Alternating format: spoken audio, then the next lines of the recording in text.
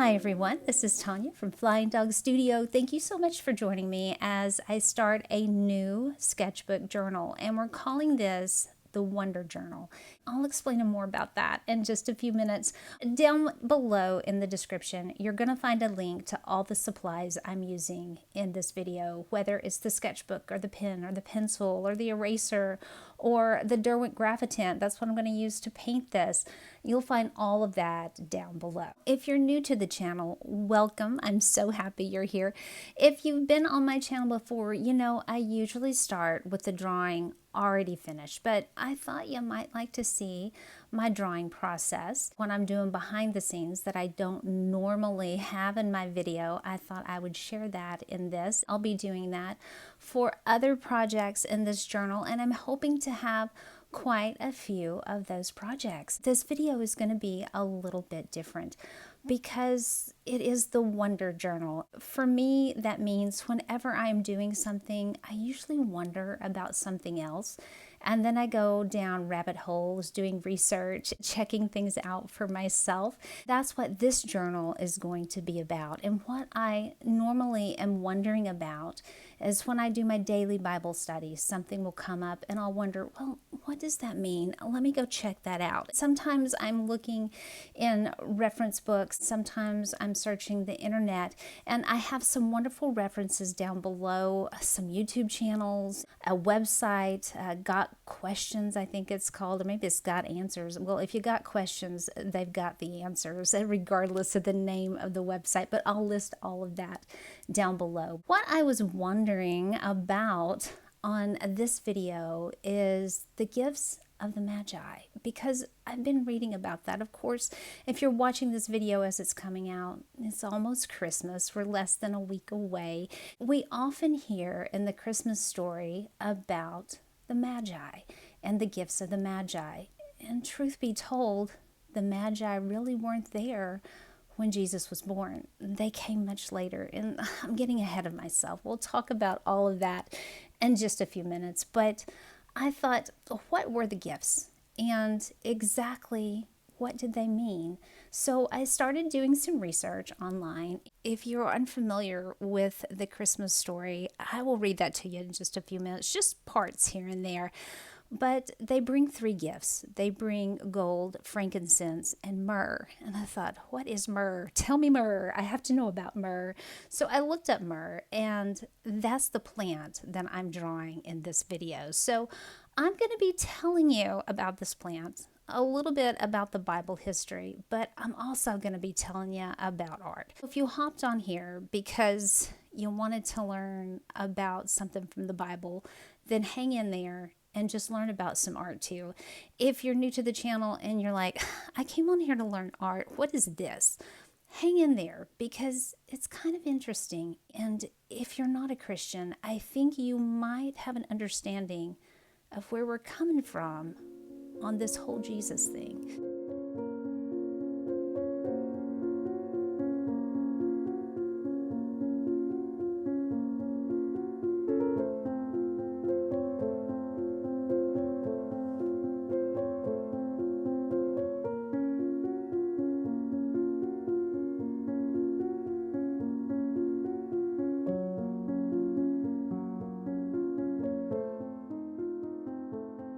Let's talk a little bit more about where these gifts came from while I'm drawing. You can watch me draw and erase and struggle through this because I generally do. I don't normally like to draw on watercolor paper.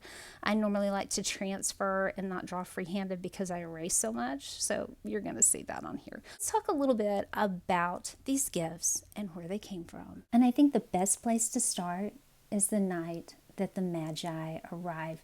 Now you can find the Christmas story in the book of Matthew and the book of Luke, but Matthew is going to talk about the Magi.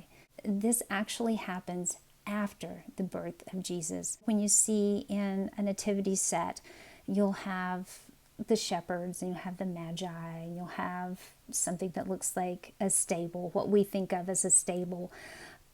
That's not really exactly how it happened. The Magi came later and we'll talk about that in just a minute. But let's look at Matthew chapter 2, and I'm going to start in verse 1, and I'm not reading the whole thing, just a little bit here, so you'll get an idea of the whole background on this myrrh. Let's take a look at Matthew chapter 2.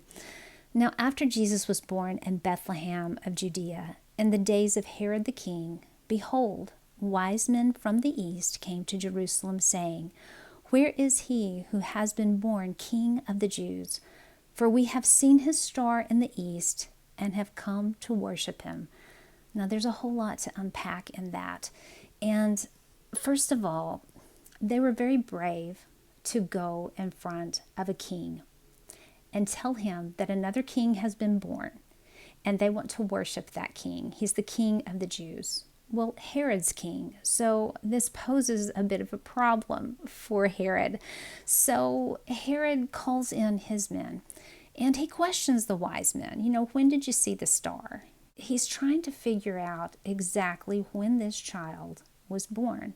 At this point, he's no longer a baby, he's a child. And these men, they saw the star when they were in the east. Now, where is the east? Well, if you're talking about where Jesus is, in Bethlehem of Judea, that's going to be the west to them. So they came from the east, and they saw the star over Bethlehem. And where they would have been is probably in Persia. One place that is over in that area is Babylon. And Babylon's going to be very important to us. This is probably where they learned that Jesus was going to be born, the King of the Jews, and where it would be and when it would be. So when they saw the star, and keep in mind, these were probably men who studied the stars, who studied astronomy, who took a look at nature, and they realized something was different. And they probably started looking and went, I think this is it. I think this is what we've heard about. The Jewish people had already been in Babylon. They had been taken captive. The tribe of Judah, and I think probably the tribe of Benjamin would have been with them, were taken captive back to Babylon. That's how the people in the east found out what was going on in the west. And let's read a little bit more, still in chapter 2 and verse 9. And behold, the star which they had seen in the east went before them till it came and stood over where the young child was. And that's what I was saying. He would have been a young child. Now, when Matthew was writing this, he knows the difference between a baby and a child. And so the translation for it was young child, not baby. When they saw the star, they rejoiced with exceedingly great joy. And when they had come into the house, and now they're in a house and not a stable, they saw the young child with Mary, his mother, and fell down and worshipped him. And when they had opened their treasures, they presented to them the gifts of gold, frankincense, and myrrh.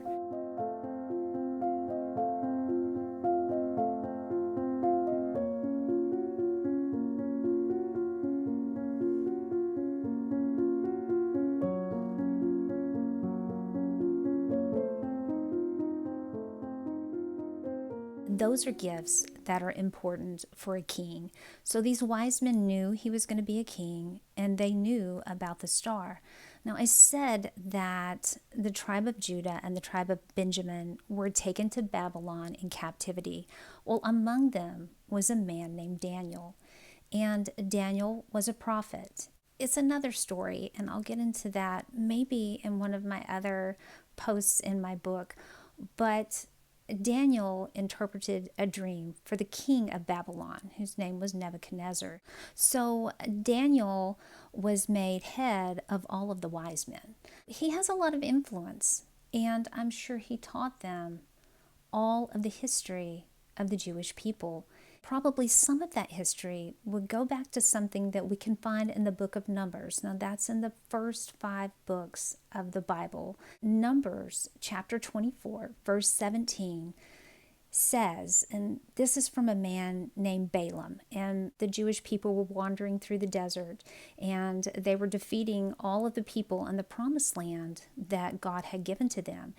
The king of Moab heard about it, so he hired a guy named Balaam to go out and curse the Jewish people, but instead he blessed them. He also had a prophecy in Numbers 24, verse 17 that says, I see him, but not now. I behold him, but not near.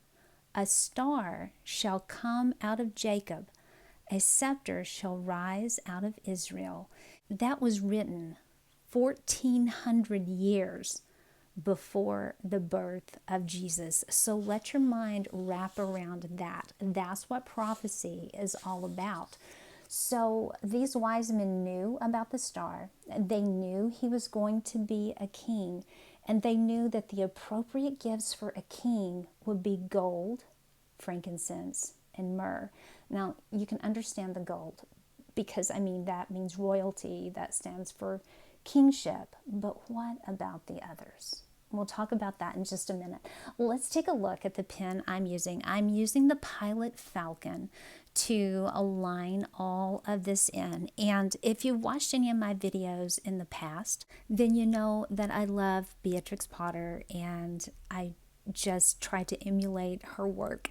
So I'm using some of her techniques here, not only in the painting, but also in the inking. She would have used a dip pen and not a fountain pen like mine, but I'm still trying to get some of the same kind of lines that she would have gotten. So you're going to see some thick lines and some thin lines, and you're also going to see some skips where I don't draw a complete line. Something else that she did, as did Cicely Mary Barker, I also love some fairies. She did not necessarily line in all of her things in the background. You can see on this particular little spike that I drew in, I lined it in. They wouldn't line things in order to give perspective, so I'm kind of using them as a loose guideline, their technique, but I did go ahead and line everything in for this. Now, this was a new sketchbook to me. I didn't know exactly how the paper would react. I found out, and you're going to see that in just a minute, that it takes a little longer for the drying time. I had no idea. The ink that I'm using on here is a waterproof ink, and usually within about 30 minutes, I can go ahead and add water. And first of all, I like to erase my lines, but this works a little bit differently. It's okay. It didn't hurt my feelings. Everything has turned out fine, but I wanted to let you know that if you decide to get one of these sketchbooks. So here's that little problem. I took my kneaded eraser and I went over everything, but this one little spot, it kind of smeared. And I know I had waited 30 minutes because I was trying to figure out if I wanted to use watercolor or if I wanted to use Graphitint. Here are the things I'm going to be using. This is a Derwent ink tints. I'm using baked earth, and I'm going to get some tape around here, kind of tape it off and give a border because I have a design in my mind. And I'm using, this is an ink-based, I'm going to call it a watercolor pencil. Those of you that know it's not watercolor, don't hate on me. It is ink based, and I'm using this to get a light wash on here before I start because I want to kind of make it look old. Now the brushes I'm going to be using are all Winsor Newton, and this is my flat brush, and then I have a cup of water, and I'm just going to activate all of this. You know, you don't have to be really careful as far as your brush strokes or the pencil marks, you know, the way you're coloring, because it's all going to be activated with water and move those pigments around. I'm just trying to make certain I don't have any of the pencil lines left behind. That's the only problem I found with any of these water-based, water-soluble pencils, that you know, sometimes you have the lines left behind. I think not so much with the Derwent ink tints than you do with like some of the other watercolor stuff. I have found that Winsor & Newton watercolor pencils do actually leave some of the lines behind, and I'm wiping the excess water off here because I'm trying to drag it out and make sure it's not too dark. I felt like, this might be too dark. Even though it's going to dry a bit lighter, I wanted to make sure it wasn't too dark. I have used tea in the past, but tea is acidic and I didn't want that to mess me up. Okay, now this is the next day because I did this over a couple of days period. And I wasn't going to film this part, but I thought everyone loves a good tape pool. So here's the good tape pool. It's not as wonderful as some I've seen and as dramatic, and it gets stuck here and there, but there's your tape pool. I did include the tape pool. So there's our piece, and it's not too dark. As you can see, that because I was using baked earth anyway and the brown ink, it all worked out fine. And this is what we're going to be using to paint with. This is the Derwent Graphitint. I have water, and then I have, again, like I said, Winsor Newton brushes, a size 6 and a size 3 round. I mainly use the size 3 because things are kind of small. Now you can see I'm starting with some water on the palette, and I'll have the colors down below. This is Meadow. Meadow is a nice yellow green. I'll have to do a lot to that, and I do have that microfiber cloth. I think you saw it earlier, but I wanted to show you that I had it. And what I am doing at this point is I am getting like a base coat, a base wash on.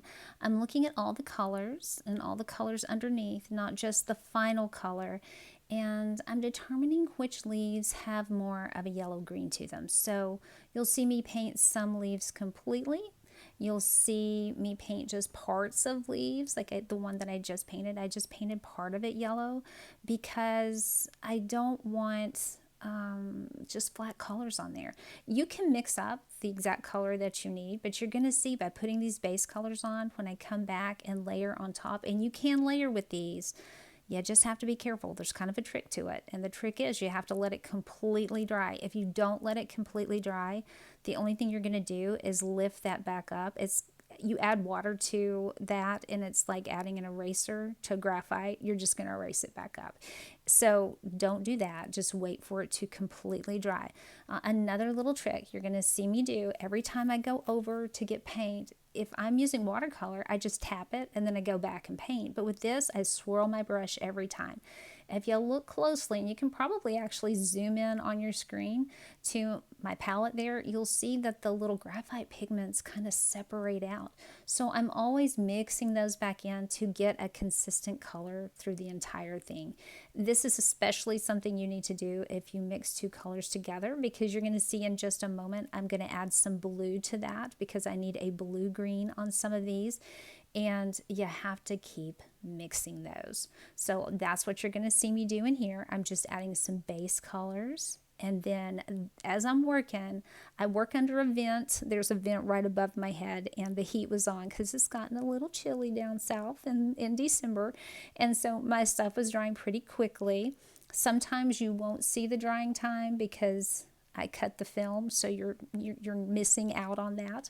But there is some drying time between the layers. Now, I'm not sure if I finished my thought earlier, but you see I'm adding water to the well, and this is some graphite gray that I'm adding in, and then I'm adding the paint in. The reason I do that, and sometimes I forget, and you'll see that I forget sometimes, is so I don't waste product. If you put the water down first, it just kind of pulls that color out of your brush, so you're not having to go from the water to the color to the palette, from the water to the color to the palette. You can just get some water in there and just keep going back and forth from the palette. So I'm going to let you watch me work, and we're going to talk a little bit more about this Christmas story.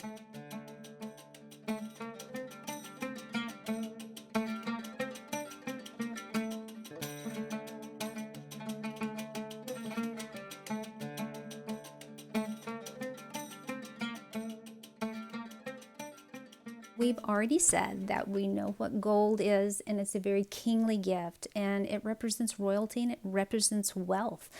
But what is frankincense and what is myrrh? Well, frankincense, and this shows that they really understood who Jesus was.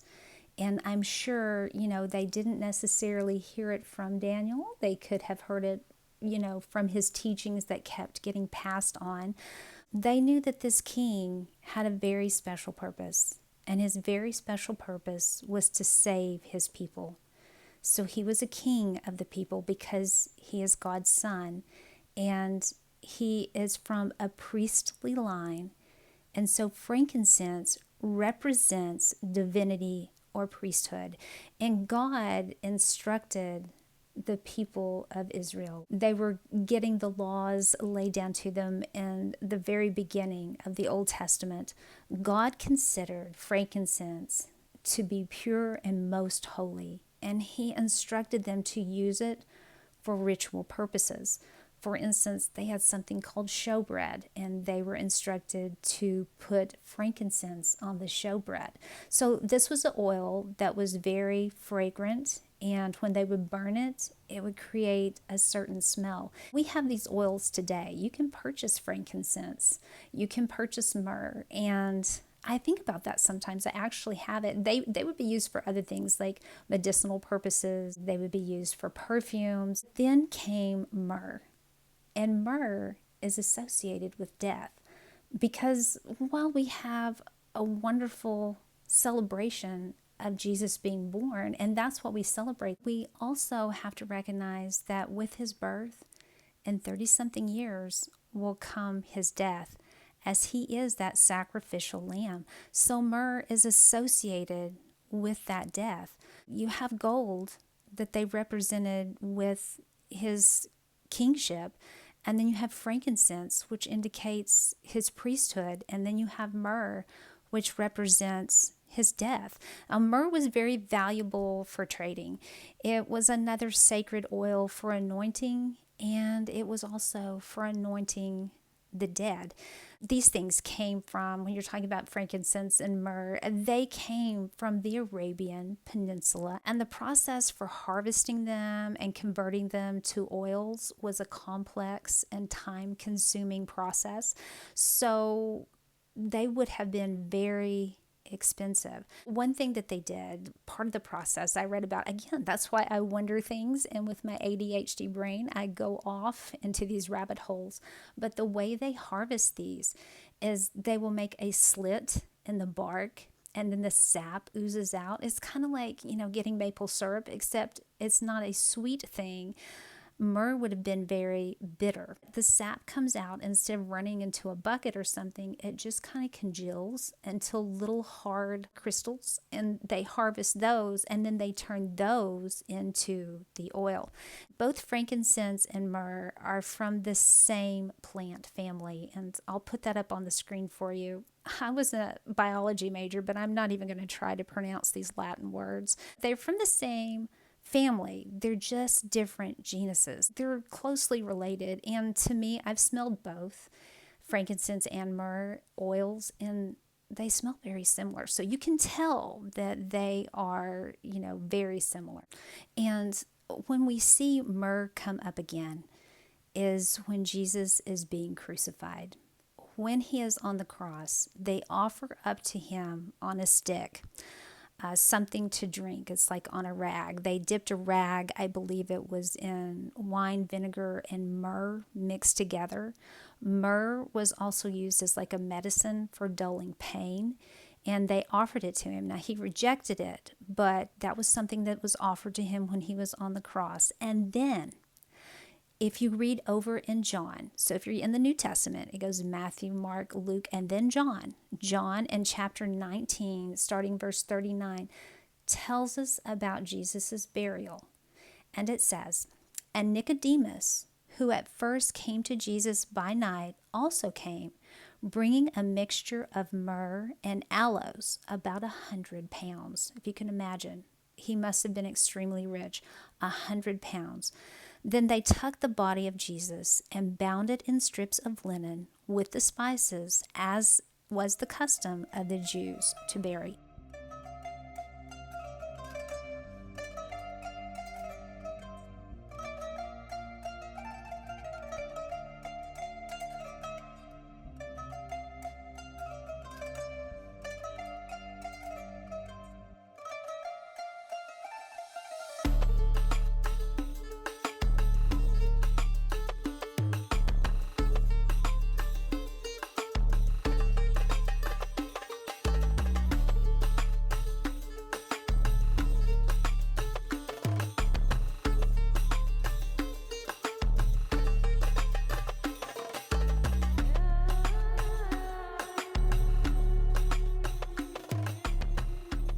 That's why myrrh was important. Now I had my answer, but I thought, what are they going to do with these gifts?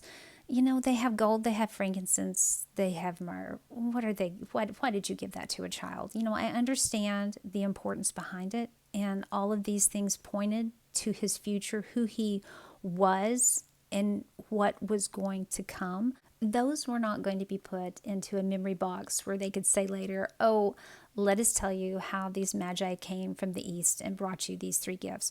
Remember when we were talking about Herod? Well, Herod was not done with Jesus.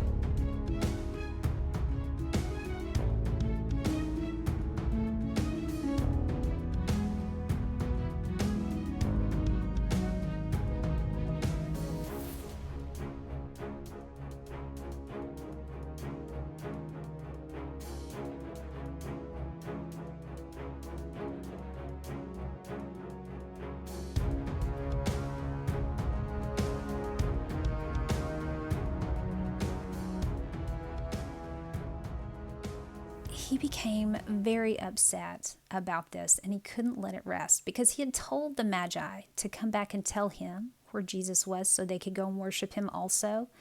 And they were warned in a dream by God not to go back the way they came. So they went a completely different way to avoid him. Well, Herod found out and he was really mad. So he sent his soldiers out to kill all of the Jewish boys that were 2 years and younger. That tells us again that he knew the time frame. He knew about how old Jesus was approximately, and to cover his bases, he was just going to wipe out all young boys from the ages of 2 and under. And you know what? That was prophesied about as well.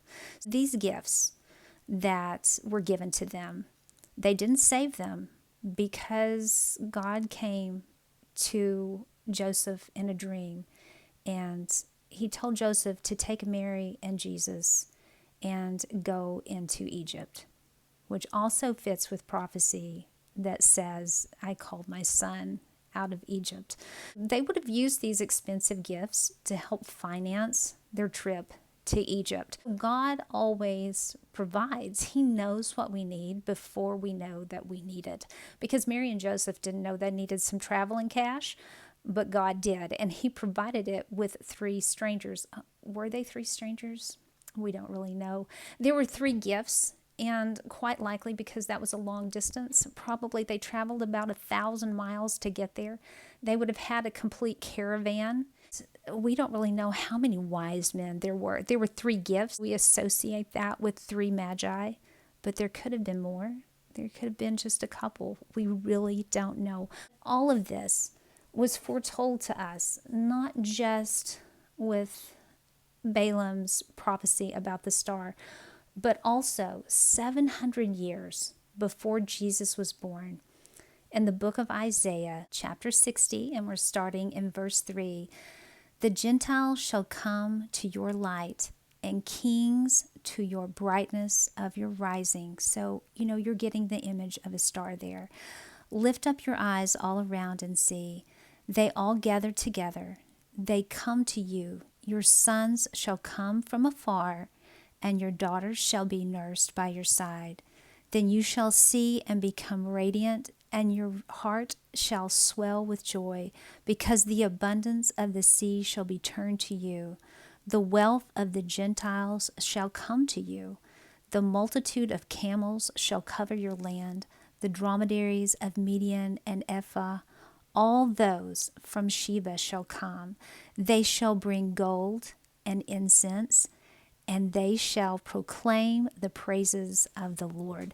These men that came to Jesus and brought these gifts were prophesied about 700 years before it even happened. It was talked about.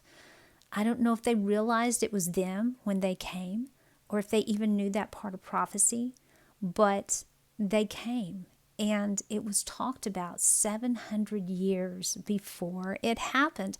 And it's not just there. Solomon also talked about it in Psalm 72 when he said, "The kings of Tarshish and of the isles will come bringing gifts. The kings of Sheba and Seba will offer gifts. Yes, all kings shall fall down before him. All nations shall serve him." That's what they came to do. They came to bring gifts. They came to fall down before him and worship him. And that's what they did. Let's take a look at our myrrh at this point. Everything has dried, and I'm adding on the final layers. This allows me to add in my shadows. So I have my lighter layers first. I'm putting the darker layers on top, and you can see at some point I will dab. I won't actually paint. I'm just dabbing like right there, and that's to get some darker paint on there without actually activating what's underneath. So if you want to get darker, just tap it and don't rub it, and then the paint will go on, and you can get that shadow effect, and you won't alter anything underneath. But as long as you let them dry, you should be okay.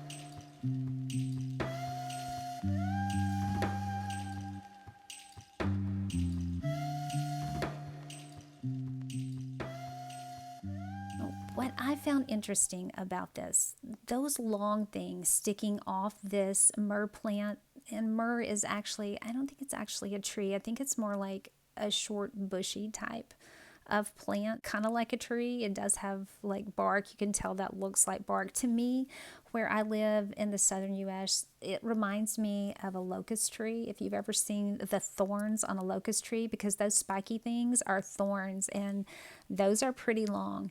What I thought was interesting is that the myrrh that's associated with death, when Jesus hung on the cross, he had a crown of thorns on his head. Now, it wasn't made from the myrrh plant. Don't hear what I'm not saying there. It was actually made from something else. And I'm going to do an entry on that in my journal when it gets closer to Easter. Be looking for that. And we're going to talk all about the prophecy associated with Jesus' death and some things that are modern day scientific proof that it actually happened. All of these things, when you're looking at the Bible, some people think, oh, that was just written by man. But everything in the Bible can be proven through history, not just written by Jewish people, but written by people who were not Jewish, written by Romans. And it corroborates what's written in the Bible. Just some interesting things there. If there's something that you are wondering about that has to do with Bible stuff, let me know down below, because it may be something I haven't thought about and I would love to research. I learned some stuff when I was looking it up, and I really love to do that.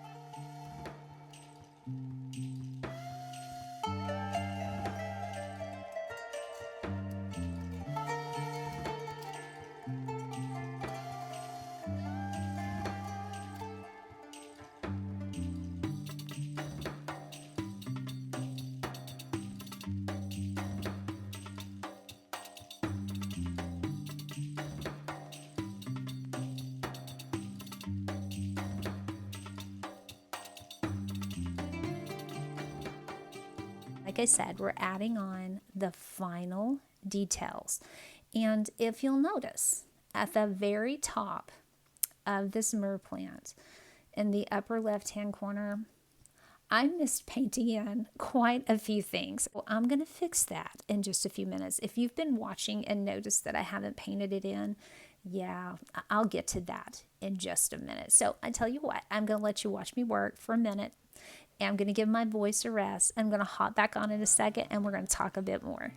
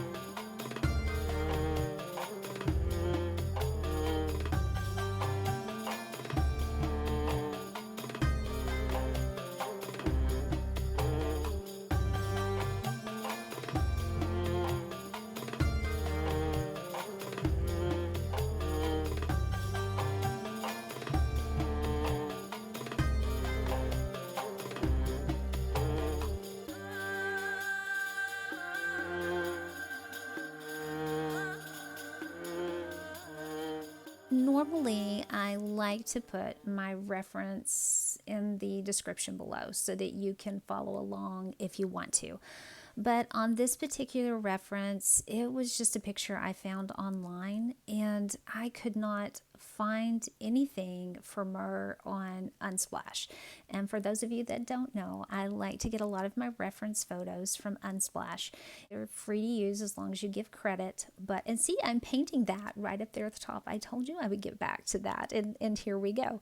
But I couldn't find anything on that, so I just found a picture of the plant, and I used a very small portion of it.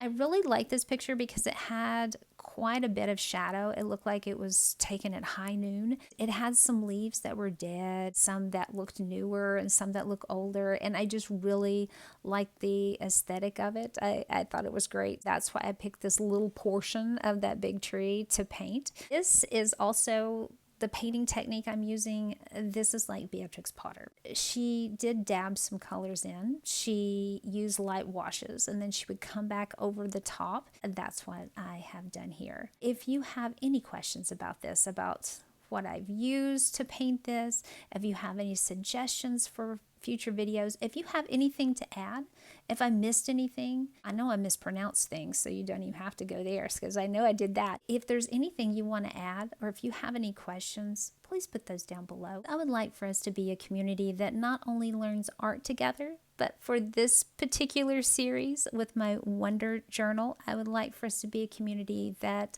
grows in Christ together. Again, if you're unfamiliar with Bible stuff, if you're not a Christian and would like to know more, don't hesitate to reach out. I'm going to have some resources down there for you, so take a look at that. Again, thank you so much for being here. And if you made it all the way to the end, kudos to you. I hope you have a wonderful holiday season, a very blessed and Merry Christmas, and a Happy New Year. This will probably be my last post for 2025. I thank you so much for being here. I have some more stuff coming up for next year, some more of this and some more gouache and all sorts of things. I hope you'll join me for that. But until then, my friends, I will see you in the next one.